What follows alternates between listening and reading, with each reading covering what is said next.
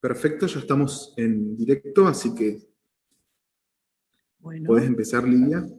bueno, hola, buenas tardes a todas y a todas. En nombre de la Facultad de Ciencias Naturales, les doy la bienvenida a las 9ª jornadas de las Ciencias de la Tierra, doctor Eduardo Musacchio.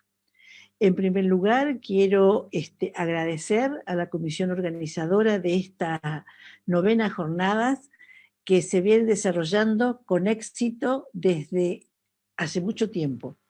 Y en esto, rescatar el compromiso de los docentes y los estudiantes de la carrera de Geología para que cada año este encuentro sea mucho más rico, mucho más fuerte y más abierto a la comunidad de profesionales y también a otros no profesionales que tengan interés en conocer toda esta historia tan linda que nos van a contar los profesionales de la geología.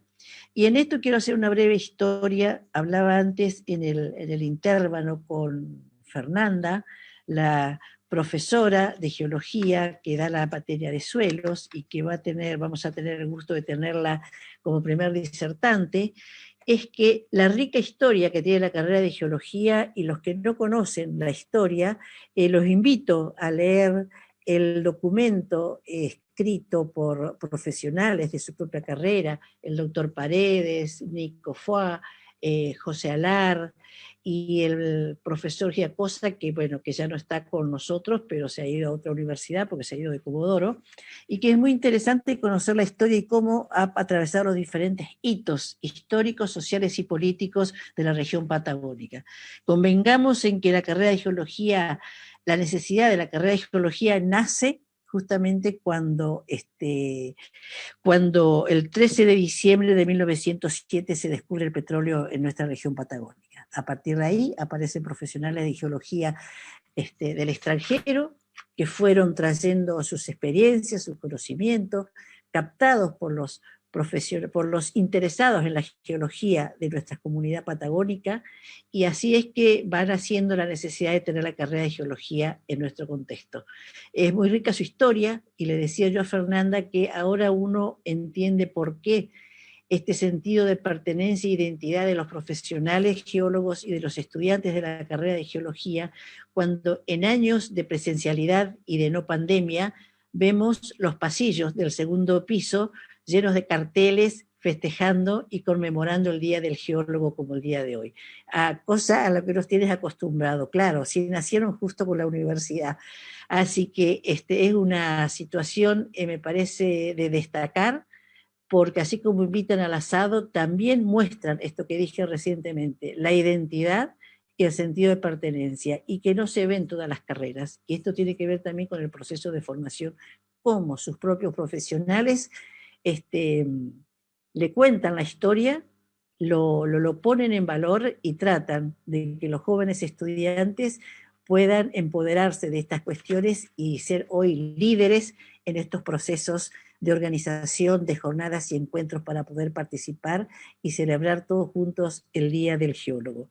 Así que no me queda más que agradecer a la comisión organizadora, felicitarlos a cada uno de ustedes y decirles que realmente estamos muy orgullosos de todo lo que hace la carrera de geología en nuestra región patagónica. Muchos éxitos y éxitos a Fernanda, que va a ser la primera disertante en esta actividad. Y a todos los invitados que vamos a tener también, gracias por darnos su tiempo y estar compartiendo con nosotros esta jornada. Muchas gracias. Muchas gracias, Lidia, por tus palabras. Yo ahora entonces voy a leer un comunicado de la Comisión de Extensión que dice: buenas tardes a todos y a todas. Desde la Comisión de Extensión de Geología les damos la bienvenida a la nueva edición de las Jornadas de las Ciencias de la Tierra. Las Jornadas de las Ciencias de la Tierra, doctor Eduardo Musacchio, se iniciaron en el año 2013 en honor a un querido y valorado docente del Departamento de Geología. Se convirtieron en una versión amplia y mejorada de las antes denominadas Jornadas del Día del Geólogo, que se realizaron por más de 10 años en la Facultad de Ciencias Naturales. Este año el lema de las jornadas es Divulgando Geología, ya que nuestro objetivo como comisión es acercarnos cada vez más con nuestra comunidad y divulgar lo que hacemos. Antes de comenzar, queremos hacer algunos agradecimientos al Departamento de Geología y a la Facultad de Ciencias Naturales por avalar y apoyar nuestras actividades de extensión, a la Agencia Comodoro Conocimiento por apoyarnos en esta iniciativa y brindarnos la posibilidad de usar sus instalaciones, al profesor Rodrigo Mancilla por ayudarnos también con la transmisión de las jornadas. Un agradecimiento muy grande a todos los que participaron del concurso fotográfico que realizamos en el marco de estas jornadas, y nuestro más sincero agradecimiento al Colegio Profesional de Geólogos de Chubut y a su comisión directiva, que año a año nos brinda apoyo y colabora con lo necesario para, bueno, la organización. Y este año también le queremos agradecer a los amigos de Informática UE que nos donaron también uno de los premios del concurso fotográfico. A todos ellos nuestro agradecimiento. Bueno, una vez leído esto, ya Fernanda podemos dar comienzo a tu charla para no quitarte más tiempo. Sí, ¿estás ahí? Sí, estoy ahí. Voy a poner 2 minutos la cámara nomás y después ya comparto la presentación. Dale, dale. Bueno, buenas tardes a todos y a todas, y antes de comenzar la charla quería desearles un feliz día a todas las geólogas y a todos los geólogos, ¿sí? Así que ahora, bueno, voy a compartir, Pablo. Dale, yo apagué mi cámara, así todo el ancho de banda se concentra en tu presentación. Bueno. Ahí ya deberías poder.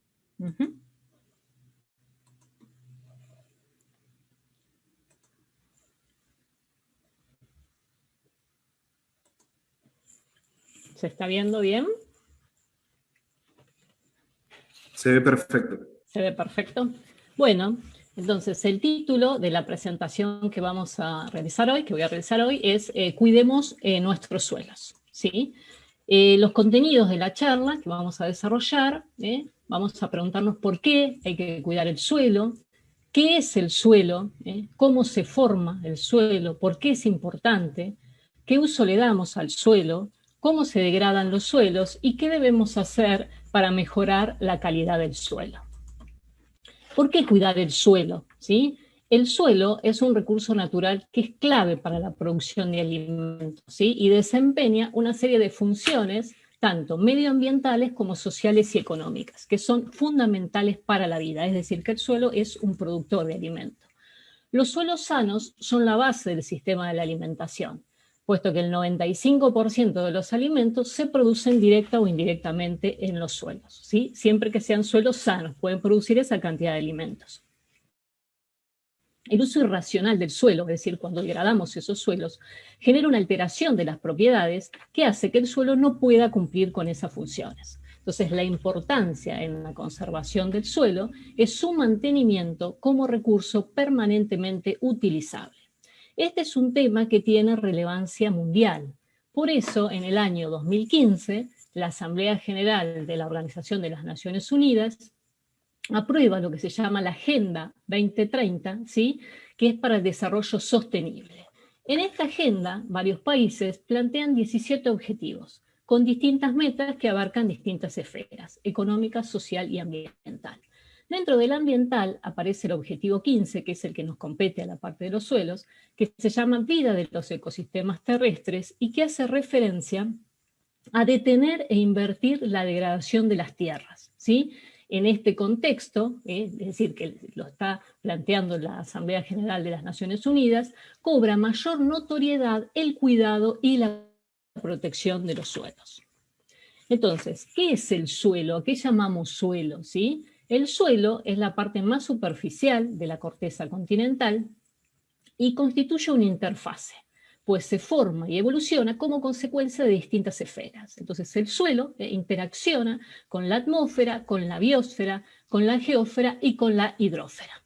Acá tenemos como un esquema del suelo. Podemos decir que el suelo, en forma general, está compuesta de partículas minerales, las observamos en el esquema, materia orgánica que está dada por restos de organismos y de plantas que se descomponen en el suelo. Dentro de los poros, alrededor de los poros, tenemos agua y aire y organismos vivos. Todo eso constituye el suelo. ¿Cómo se forma el suelo? De manera muy sintética podemos decir que el suelo se forma por la acción del clima, ¿sí? El relieve, los seres vivos que están constituidos por la vegetación y por los organismos, sobre las rocas o los sedimentos en un tiempo dado, que ese tiempo puede ser de decenas a miles de años. Podemos esquematizar de esta manera diciendo que partimos de una roca madre, que puede ser una roca o un sedimento, que a medida que influye en ella el clima y la vegetación acciona sobre ese suelo, perdón, el clima, es decir, las precipitaciones y las temperaturas, al entrar el agua en esa roca madre que se va meteorizando a medida que va pasando el tiempo, el agua hace que esa roca se rompa en fragmentos cada vez más pequeños. Al romperse en fragmentos cada vez más pequeños, el agua hace que colonicen las plantas, también colonicen pequeños animales, y a medida que va pasando el tiempo, esas plantas y esos organismos van produciendo lo que se conoce como la materia orgánica. Entonces, cuando ha pasado el tiempo, esa materia orgánica se une o se liga a esa fracción mineral y de esta manera se constituye un suelo que está formado por distintos horizontes. Acá podemos vemos la imagen de un suelo en donde estaría formado por horizontes y la capa superficial, que es la que contiene más materia orgánica, más nutrientes y más biodiversidad, es la que se conoce normalmente como el horizonte A del suelo. Como dijimos recién, hay distintos factores que forman los suelos. Hablamos del clima, el relieve, la vegetación. Esto es para tener una idea que en la Argentina, como las condiciones climáticas no son todas iguales, tenemos condiciones de climas tropicales y subtropicales en el noreste, en región pampeana climas más húmedos y cálidos, en la Patagonia climas más áridos. Entonces, como consecuencia de que varían los factores de formación, tenemos distintos suelos. Acá hay ejemplos de suelos de emisiones con colores más rojizos, de Entre Ríos, que son más arcillosos, de región pampeana, provincia de Buenos Aires, ricos en materia orgánica. Acá tenemos de Chubut, del oeste del Chubut, más cerca de la cordillera, que tienen cenizas volcánicas. La parte este del Chubut, por ejemplo, la zona de Comodoro Rivadavia, son suelos que no tienen tanta materia orgánica. En Tierra del Fuego, de climas más fríos, o en el noroeste de Salta. Es decir, que todos los suelos, dependiendo de sus condiciones climáticas, van a tener distintas características y por lo tanto van a tener distintos usos. ¿Por qué es importante el suelo? Si el suelo realiza un gran número de funciones que son claves tanto desde el punto de vista medioambiental, económico, social y cultural, ¿sí? Que son fundamentales para la vida. Es la base para la infraestructura humana, también regula las inundaciones, ya que cuando caen las precipitaciones, el suelo lo que hace es decir, tiene que ser un suelo apto, bueno, para que el agua pueda infiltrar y de esa manera no escurra por la superficie y produzca erosión. Suministra materiales para la construcción, con los horizontes superficiales, por ejemplo, se originan los ladrillos, es hábitat de organismos, recicla nutrientes, también es importante la herencia cultural, ¿sí? Encontramos a veces vasijas de culturas originarias, secuestra carbono, es decir, intenta de que el carbono quede en el suelo y no sea liberado a la atmósfera, purifica el agua, reduce contaminantes, una de las funciones más importantes es que es fuente de alimento, también es fuente de recursos farmacéuticos y recursos genéticos, y también es un regulador del clima, ya que regula las emisiones de dióxido de carbono hacia la atmósfera, y recuerden que el dióxido de carbono es un gas de efecto invernadero. ¿Qué uso le damos al suelo? ¿Sí? Los usos más importantes que generalmente se le da al suelo, lo más importante son los suelos para la base de la vegetación. ¿Sí? Entonces, en los suelos cultivamos, es lo que dijimos hoy, lo más fundamental es para los alimentos. También en los suelos se realizan las pasturas para todo lo que es la ganadería. También los suelos sirven para producir los bosques, es decir, para que crezcan los bosques y de esta manera se va a producir madera. Y también sobre los suelos se instala todo lo que es la infraestructura y el urbanismo. ¿Cómo se degradan los suelos? ¿Sí? Cuando el recurso suelo es sobreexplotado, es decir, tiene un uso irracional, genera una alteración de las propiedades, ¿sí? Que hace que pierda parcial o totalmente la capacidad que tiene de cumplir con las funciones que estuvimos viendo recién. Este fenómeno de la disminución o pérdida de la calidad del suelo es lo que se conoce con el término de degradación, ¿sí? Hay distintos tipos de degradación. La FAO, que es la Organización para la Agricultura y la Alimentación, reconoce 6 tipos de degradación, ¿sí? La degradación eólica y erosión hídrica, que es lo que produce una pérdida de las capas superficiales del suelo, es decir, las que son más fértiles en general, ya sea por erosión hídrica por el agua o erosión eólica por el viento. Esto es lo que produce en zonas áridas, que son áreas muy sensibles, lo que se conoce como desertificación, ¿sí? En las zonas áridas hay pocas precipitaciones, hay poca vegetación, ¿sí? Generalmente el factor más importante es la erosión eólica. Cuando se sobrecargan los campos, los animales con el pisoteo compactan los suelos, eso hace que sea más eficiente la erosión hídrica, y al tener poca vegetación y los animales comen esa vegetación, queda desnudo y la erosión eólica puede actuar con mayor intensidad, ¿sí? Ahí tenemos una imagen de desertificación. El problema de la desertificación es que a veces esos sistemas pierden su capacidad de producir. Otro sería la salinización y la alcalinización, generalmente es cuando los suelos tienen un alto contenido de sales que afectan negativamente el crecimiento de la vegetación y se hacen suelos prácticamente improductivos. Y después tenemos distintos tipos de degradación, como la compactación del suelo, por ejemplo, pisoteo de animales. Eso hace que se reduzcan los poros del suelo y por lo tanto se reduce la infiltración del agua y el agua, en vez de infiltrar, escurre o corre por la superficie produciendo erosión. Una degradación química que se produce cuando hay pérdida de nutrientes en los suelos, cuando hay contaminación por distintas actividades y cuando a veces al suelo se le ponen o fertilizantes, pesticidas y hace que algunos elementos estén en concentraciones elevadas produciendo toxicidad en los suelos. Y después una degradación biológica donde hay pérdida de la cobertura vegetal, por lo tanto también pérdida de la biodiversidad y disminución de materia orgánica del suelo. Entonces esos serían los procesos de degradación a los que son sometidos los suelos. Entonces los suelos están cada vez más amenazados, ¿sí?, por una serie de actividades humanas que pueden contribuir a la degradación. Entonces los suelos pueden degradarse por una agricultura intensiva, como pasa generalmente en región pampeana, hay una sobreexplotación del suelo con el monocultivo, por ejemplo, de soja. La soja extrae muchos nutrientes, es decir, que hay pérdida de nutrientes. A veces los riegos, acá tenemos una imagen de explotación de soja, el riego inadecuado, es decir, con agua que no es de calidad, hace que los suelos se salinicen y pierden su productividad.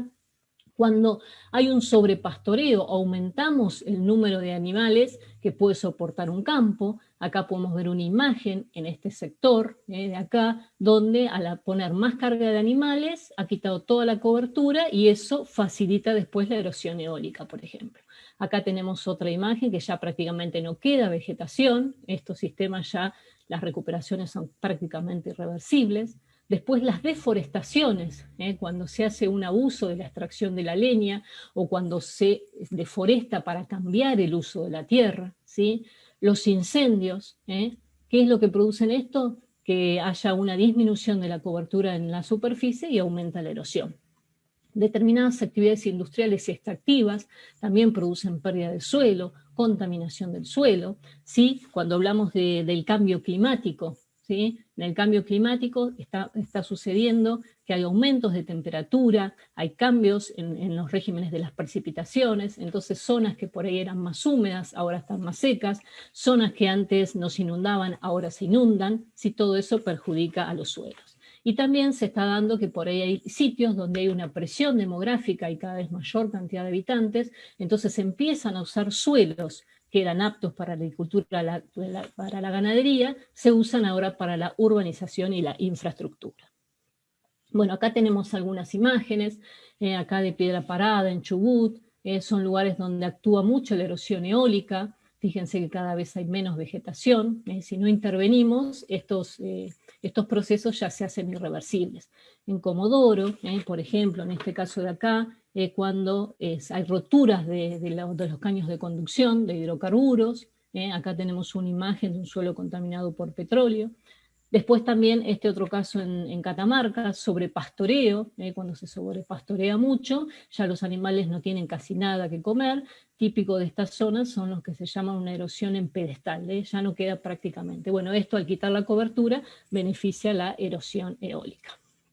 Estos son algunos casos para ver cómo, a medida que va pasando el tiempo, este es el caso de actividades petroleras, en zonas, en locaciones petroleras entre Comodoro y Sarmiento. Si ustedes ven la imagen que dice 1985, se alcanzan a observar unos puntos en la imagen, acá abajo está en más detalle. Estas son todas plateas que se hacen, ¿sí?, en locaciones petroleras. Fíjense que al 2018 pasaron 33 años, la cantidad que hay ahora, y cada una de estas plateas es aproximadamente 1 hectárea. En cada una de ellas se ha eliminado la cobertura, es decir, se ha quitado la parte superficial del suelo, por lo tanto también la vegetación y por lo tanto también la biodiversidad. Entonces fíjense, cada vez tenemos más cantidad de superficie que está expuesta a la erosión, ya sea hídrica o eólica. Lo mismo con algunas actividades extractivas como canteras de áridos para materiales para la construcción. Del 2003 al 2020, fíjense cómo ha aumentado toda esta superficie, como en la imagen anterior, habiendo pérdida de suelo, de biodiversidad y de vegetación. Bueno, el 33% de la superficie mundial del suelo está degradado. En Latinoamérica y el Caribe, que es la región exportadora neta de alimentos más importantes del mundo, en todo lo que es Latinoamérica, un 50% de los suelos está degradado, y en lo que es en América, en Argentina, el 36% de los suelos sufren procesos de erosión en áreas agrícolas de bosque y de pastizales. Y dentro de Argentina, en Chubut, el 25% de la provincia se encuentra en un estado grave de degradación de los suelos y más del 35% en un estado moderado de degradación. Ahí vimos una situación entonces de la degradación de los suelos, y ahora vamos a comentar qué deberíamos hacer para mejorar la calidad de los suelos. El suelo es un recurso prácticamente no renovable, ¿sí?, que tiene una cinética de degradación muy rápida y las tasas de formación de los suelos son muy lentas. El cuidado del suelo no es solo para nosotros, sino también para las generaciones futuras. Los productores deberían hacer manejos más sustentables del recurso suelo, los científicos y los técnicos generar nuevas alternativas más productivas y amigables con el medio ambiente, instituciones que trabajan mucho, el INTA, el CONICET, las universidades. El Estado debería brindar el marco adecuado para el desarrollo sustentable. La ley que está en la actualidad es la Ley Nacional 22.428 de Fomento de la Conservación del Suelo. Se hizo en el año 1985 y estuvo operativa 5 años, es decir, hasta el 86. Es decir, que desde el 86 a la actualidad esta ley no está operativa, entonces prácticamente no hay ningún tipo de control. Y la sociedad en su conjunto debe exigir un suelo sano para un ambiente saludable. Debemos crear conciencia en la sociedad acerca de la necesidad de preservar los suelos y se debe fortalecer la educación en este sentido. ¿Qué es lo que se espera para un futuro próximo? ¿Sí? Para el año 2050 la población mundial superará los 9.000 millones. Vamos a necesitar una mayor demanda de alimentos y la producción agrícola deberá aumentar su producción en un 60% a nivel mundial. Es decir, si no cuidamos nuestros suelos no vamos a poder cumplir con ese objetivo. ¿Qué es lo que se está haciendo a nivel Latinoamérica y Argentina? ¿Sí? En Latinoamérica, el Instituto Iberoamericano de Cooperación para la Agricultura y el Centro de Manejo de Secuestro de Carbono crearon una iniciativa el año pasado, en diciembre, que se llama Suelos Vivos, un recurso clave para la sustentabilidad de agricultura en las Américas. La idea es incentivar a los productores para que mantengan el suelo siempre con vegetación, y que todo residuo de la cosecha anterior debe dejarse en la superficie del suelo para protegerlo de la erosión. En Argentina el INTA es el que está trabajando mucho, contribuye al manejo sostenible de los suelos de Latinoamérica en una iniciativa que involucra a 20 instituciones de América Latina. El programa se llama Sistema de Información de Suelos de Latinoamérica. Busca desarrollar información para el uso sostenible y la gestión de los suelos, y mejorar la seguridad alimentaria, es decir, mejorar la calidad y la cantidad de los alimentos, ¿sí?, adaptándose al cambio climático y de esta manera también poder reducir la pobreza. Existen algunas prácticas de manejo sustentable que permiten conservar las propiedades de los suelos y que sean productivas al mismo tiempo. Vamos a mencionar algunas, ¿sí? Esto es a nivel predios más pequeños o también campos más grandes, ¿sí? Realizar cortinas de árboles que actúen de barreras contra el viento para evitar la erosión eólica, evitar que el suelo no se compacte, mantener el suelo con vegetación, no sobrecargarla de animal, los campos, es decir, no sobrecargar los campos de animales, los campos, controlar que el agua de lluvia no inunde el terreno, cavar canales para guiar el agua de lluvia y de esta manera eliminar el exceso de agua, regar con agua de calidad, incorporar nutrientes al suelo. ¿Sí? Cuando las plantas, como por ejemplo las hojas, se las sacan, ¿sí?, del campo, extrae casi todos los nutrientes. Y prácticamente de todos los nutrientes que extraen los distintos cultivos, solamente se vuelve a incorporar al suelo un 30%. ¿Sí?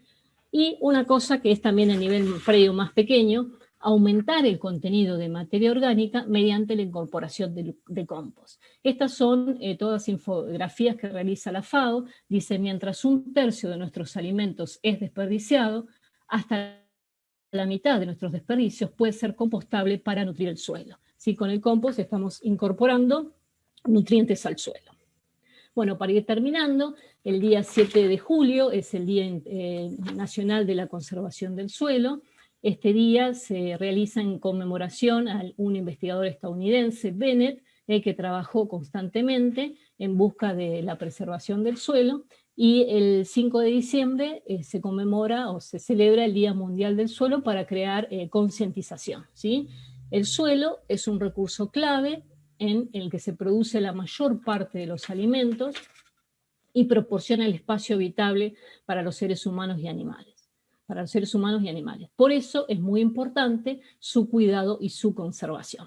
Sí, estos serían algunos de los programas que ellos largan, que serían los suelos sanos para una vida sana. ¿Sí? Bueno, muchas gracias por su atención. Eso sería todo.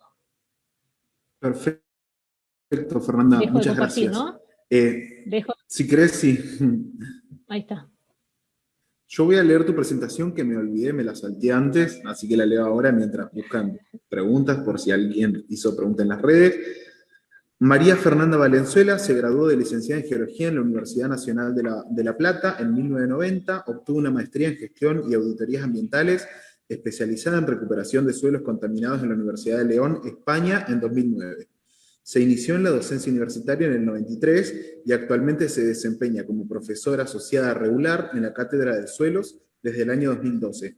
Ha dictado cursos de posgrado y de extensión sobre la temática de suelos, ha dirigido proyectos de investigación y publicado en reuniones y revistas científicas. Fue directora de tesis de grado, así como de prácticas profesionales y codirectora de una beca interna doctoral. Bien. Y bueno, no tenemos preguntas tampoco. Sé que quedó todo muy perfectamente claro, Fernanda. Bueno, me alegro mucho. Bueno. Así que te agradecemos mucho por la presentación, muy clara. Bueno, muchas gracias. Bueno, bárbaro. Me apago el... Gracias, Fernanda.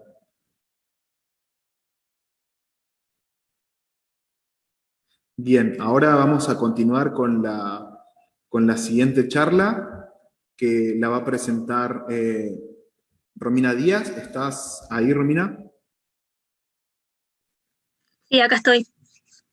Perfecto. Antes de empezar, te pido que compartas pantalla, a ver si está todo ok.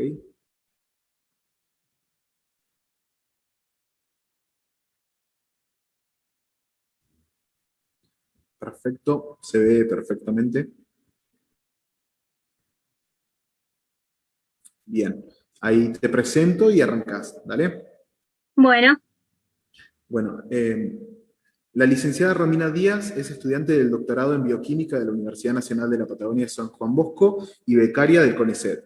Realiza su investigación en el Centro de Estudios e Investigación en Microbiología Aplicada, CEIMA, y su área de interés son los tratamientos biológicos como herramientas para la remediación de los suelos empetrolados de la cuenca del Golfo San Jorge. Y hoy nos va a presentar, ¿es un suelo empetrolado un suelo perdido?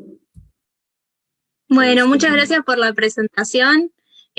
Bueno, como el nombre de la charla lo dice, hoy vamos a hablar de suelos contaminados con hidrocarburos y específicamente voy a hablar de diferentes tratamientos que se pueden ejecutar en un suelo para enmendar el daño ocurrido, por ejemplo, frente a un derrame de hidrocarburos. Bueno, para iniciar podríamos decir que la contaminación de suelos con hidrocarburos no es una problemática exclusiva de la Argentina, sino que por el contrario, en mayor o menor medida de todos los países productores de petróleo. Y si vamos un poquito más allá, podríamos decir que también en aquellos países que no producen petróleo se dan estas problemáticas en mucha menor medida, por ejemplo, en derrames de combustibles en estaciones de servicio, o también en accidentes en refinerías. Muchas veces las refinerías no están en los países productores, y también pueden ocurrir cuando se transporta, ¿sí?, el hidrocarburo, ya sea por mar o por tierra.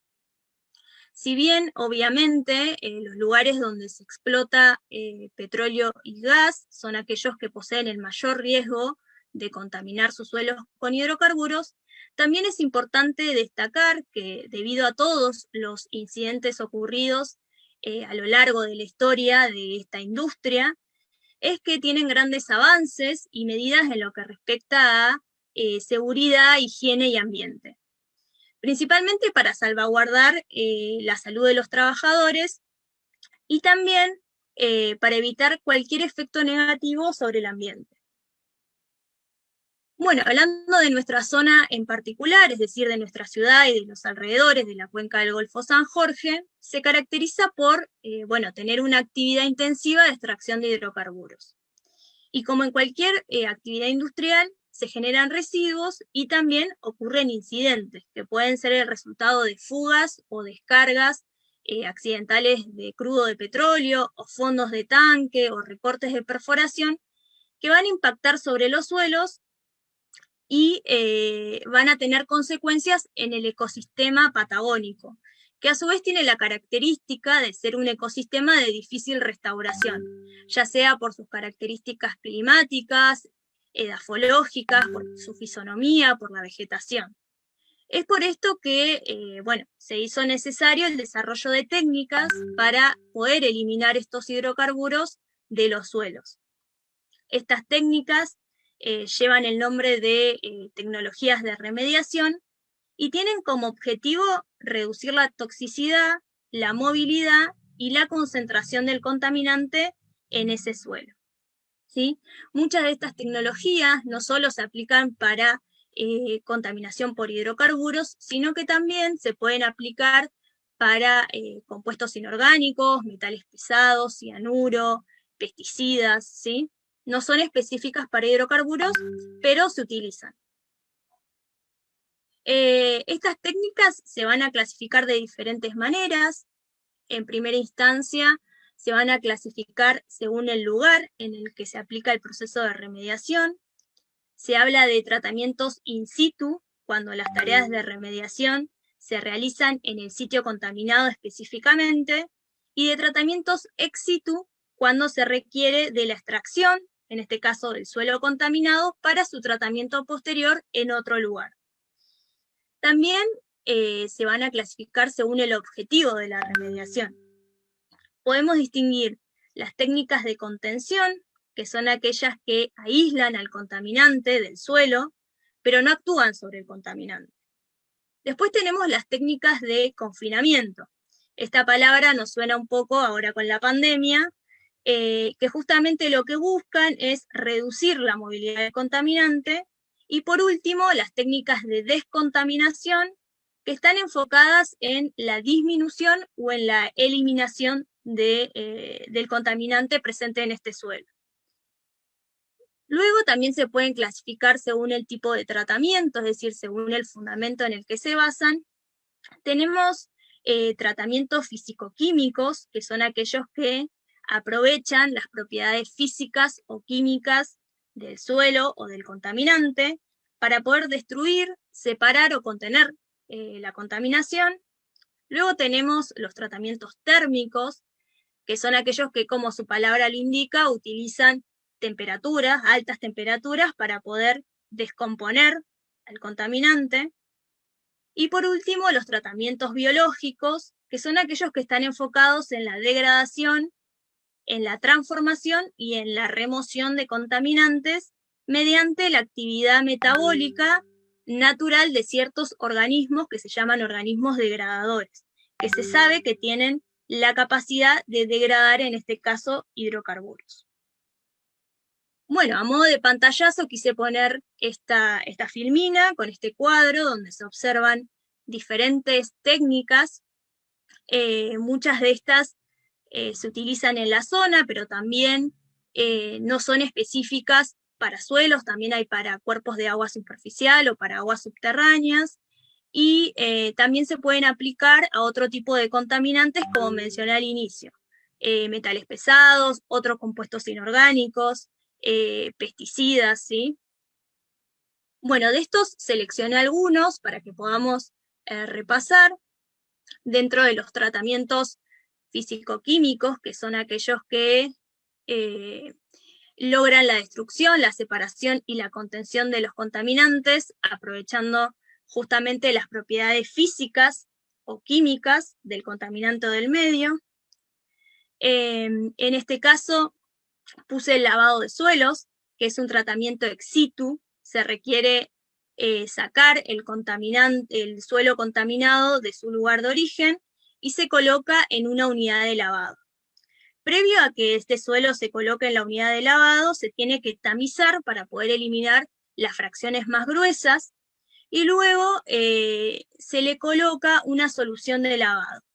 Esta solución posee un extractante químico que tiene características tensioactivas similares a los detergentes y a los jabones, de manera que una vez finalizado el proceso, lo que se obtiene es, por un lado, un suelo limpio, sin contaminantes, sin hidrocarburos, y por otro lado se obtiene un efluente líquido que va a tener una mezcla de la solución de lavado en conjunto con el contaminante, ¿sí? Es por esto que luego del tratamiento se va a necesitar de tratamientos de efluentes para finalmente poder eliminar el contaminante de, ahora en este caso, del líquido, ¿sí?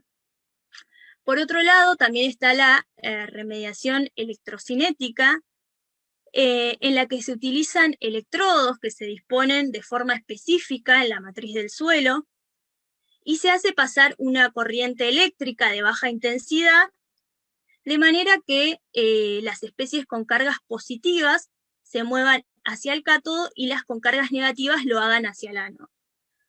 Fundamentalmente lo hacen por dos mecanismos, que son la electromigración y la electroósmosis, y esto favorece a que el contaminante quede retenido en la zona de los electrodos. De esta manera, el contaminante, al estar retenido en esa zona, se puede extraer fácilmente ese suelo específico para poder ser tratado de forma ex situ, es decir, fuera de la matriz de suelo. Como pueden ver, en estos dos tratamientos que elegí, se requieren de tratamientos posteriores para finalmente poder eliminar el hidrocarburo del suelo, y en el caso del lavado de suelos, del efluente. Por lo tanto, esto conlleva costos que hay que tener en cuenta a la hora de elegir uno de ellos. Luego tenemos los tratamientos térmicos, que justamente incluyen la destrucción, la separación y la inmovilización de los contaminantes por acción de las temperaturas. Elegí tres. En este caso tenemos en primera instancia la desorción térmica, que es un tratamiento ex situ. Se requiere retirar el material del sitio contaminado, del sitio donde ocurrió el derrame, y se lleva a maquinaria específica que se llaman desorbedores. En estos desorbedores lo que sucede es que se aplica temperatura y el contaminante pasa del suelo a estar volatilizado, es decir, pasa a una fase gaseosa. Por lo tanto, se va a requerir de un tratamiento posterior de gases, ¿sí? Que pueden ser, por ejemplo, filtros. Este tratamiento se dice que no es un tratamiento destructivo del suelo, pero se aplican temperaturas elevadas, ¿sí? Hay de dos tipos. Tenemos desorción de alta temperatura, que oscila entre los 320 y los 560 grados, y de baja temperatura, que ronda entre los 90 y los 320. De esta manera lo que sucede es que el suelo retiene sus propiedades físicas y lo que hace que pueda conservar su capacidad para soportar una futura actividad biológica cuando se lleva a cabo a baja temperatura. Por otro lado, tenemos la incineración, que en este caso lo que ocurre es la oxidación y otra vez la volatilización del contaminante, es decir, que pasa del suelo a su estado gaseoso. Pero en este caso se expone a temperaturas muy elevadas, temperaturas que van entre los 870 y los 1200 grados, de manera que al finalizar el proceso lo que se obtiene es una corriente gaseosa con vapores, que va a tener que ser tratada porque es donde está el contaminante, y cenizas, que van a tener que ser dispuestas de manera específica en rellenos de seguridad. Y por último, tenemos la pirólisis, que es similar a la incineración, pero se trabaja a una temperatura menor y en ausencia de oxígeno, ¿sí? Pero se van a obtener estas cenizas que vamos a necesitar tratarlas posteriormente. Y por último tenemos los tratamientos biológicos, que como mencioné en el inicio, son aquellos que utilizan organismos vivos, que pueden ser plantas, hongos o bacterias, para degradar, transformar o remover el contaminante, en este caso es un compuesto orgánico. Esto siempre va a depender de las actividades catabólicas de los organismos y de la capacidad natural para utilizar los contaminantes como fuente de alimento y energía. Es decir, que no todos los organismos tienen esta capacidad, son muy específicos aquellos que poseen esta capacidad de degradación. Los tratamientos biológicos, bueno, tienen la característica de lo que se favorece es el crecimiento de estos organismos, porque a mayor crecimiento de mi organismo degradador o mayor cantidad de este organismo, mayor va a ser la capacidad de degradación. Por lo tanto, siempre se favorecen aquellos parámetros que tienen relación con la vida del microorganismo, ¿sí? En este caso tenemos la bioaumentación, que es la adición de microorganismos con capacidad de degradación de hidrocarburos, en este caso. Lo que sucede es que se inoculan cepas microbianas autóctonas, que ya se sabe que tienen la capacidad para degradar el contaminante, y por lo general estas tecnologías se usan cuando se requiere que el tratamiento sea inmediato en un sitio contaminado, o cuando se sabe que la microflora, si hablamos de bacterias, nativa es insuficiente en número o en capacidad degradadora. Entonces lo que se hace es adicionar el microorganismo, ¿sí? Luego tenemos la bioestimulación, que en este caso se optimizan todas las condiciones ambientales que hacen posible la vida para fomentar el crecimiento de estos organismos. Por ejemplo, puede ser el agregado de nutrientes, el agregado de la humedad, también la regulación de la temperatura, ¿sí? Todas aquellas condiciones que favorecen el crecimiento de estos organismos, ya que a mayor cantidad de estos organismos, mayor va a ser la capacidad de degradación y más rápida va a ser la descontaminación del sitio, o en este caso del suelo. Y por último tenemos el bioventeo, que es el suministro de oxígeno. Acá lo que se promueve, en este caso, es el crecimiento de aquellos microorganismos que son aerobios, es decir, que requieren de oxígeno para vivir, y justamente lo que se busca nuevamente es un mayor crecimiento de estos organismos que luego resultan en una mayor degradación. Bueno, y por último quería compartirles dos técnicas que se utilizan mucho en la zona, que son ambos tratamientos biológicos. Una son biopilas, en este caso son tratamientos ex situ, se requiere extraer el suelo del lugar donde ocurrió el desastre, y se colocan en sitios específicos, sitios que en los yacimientos están preparados para recibir este tipo de suelos. Como pueden ver en la imagen de la izquierda arriba, se observa como que tiene una membrana, ¿sí? Por debajo de la pila, se coloca el suelo como en montoncitos, Y estas membranas tienen la característica de ser impermeables y de contener los lixiviados, es decir, todos los líquidos que puedan salir de estas pilas quedan retenidos en estos lugares y no pasen al suelo circundante porque van a tener restos de hidrocarburos. Como pueden ver, este tipo de técnicas, en la imagen de la izquierda abajo se observa que atraviesa la pila como una tubería. Estas tuberías lo que tienen es que tienen ranuras donde se inyecta aire, ¿sí? Para, bueno, principalmente favorecer el intercambio de oxígeno y por lo tanto favorecer el crecimiento de aquellas bacterias que degradan hidrocarburos. También pueden ser mangueras y en otros casos lo que se hace es utilizar máquinas retroexcavadoras para voltear, ¿sí? Periódicamente el suelo, ¿sí? No colocar las tuberías, sino hacerlo a través de estas maquinarias. Se hace periódicamente el volteo del suelo y se favorecen estas condiciones aeróbicas, ¿no? Y por último, similar a las biopilas, está el land farming, que en este caso, como pueden ver, es una capa muy fina del suelo contaminado que se coloca y tiene el mismo fundamento que la biopila. Se requiere de oxígeno para justamente favorecer el crecimiento de los microorganismos aeróbicos que degradan hidrocarburos. En este caso, lo que se hace es labrar o arar el suelo constantemente, de forma periódica, para favorecer el contacto con el aire. Estas dos técnicas se utilizan acá en la zona y alcanzan muy buenos resultados, es por esto que las quería mencionar. Y bueno, y por último, si me preguntan cuál elegir, bueno, decir que todas estas metodologías tienen ventajas y desventajas.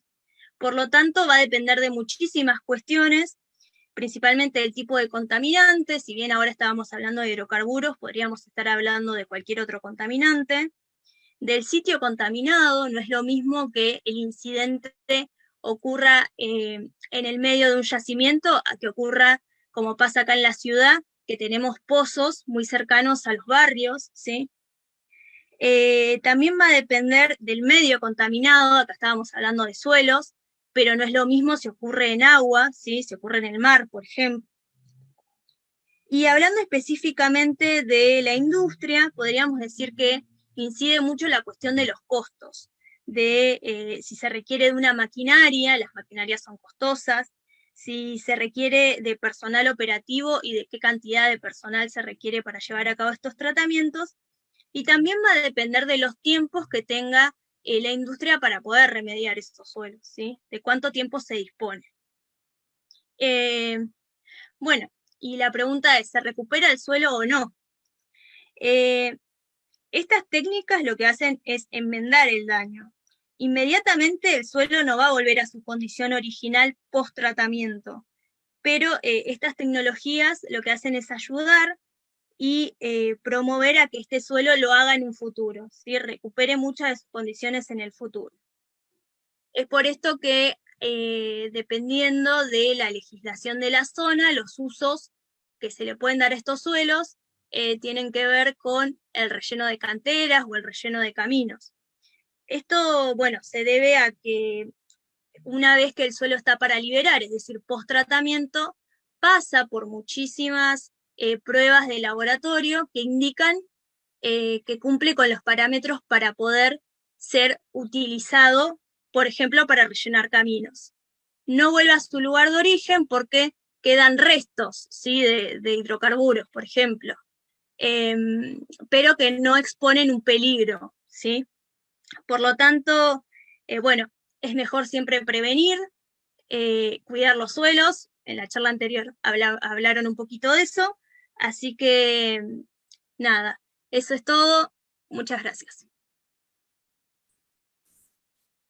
Bueno, Romina, si querés puedes dejar de compartir. Tenés acá unas preguntas. Te pregunta Pamela Quinteros, accidentes vinculados a los procedimientos mineros, por ejemplo, ¿Se podrían remediar con estas técnicas? Sí, hay técnicas, no sé si con estas específicamente, pero hay técnicas que se aplican, por ejemplo, a accidentes relacionados con la minería con cianuro. Bien. Pero no sé si estas técnicas específicamente. Pero hay técnicas para que se trabajan para la minería. Perfecto. Creo que no tenemos más preguntas por el momento. Igual hay un poquitito de delay y eso hace que lleguen a veces después. Bueno, Pero bueno, sí, no, por el momento no. Así que esperamos 10 minutitos ahora hasta continuar con la siguiente charla. Muchas gracias, Romina. Muy clara tu charla. bueno, muchas gracias a ustedes por la invitación, a la organización y bueno, feliz día del geólogo y la geóloga a todos. Dale, de nada. Bueno, ahora, gente, esperamos unos 10 minutitos hasta que se cumpla el horario de la siguiente charla para ir con el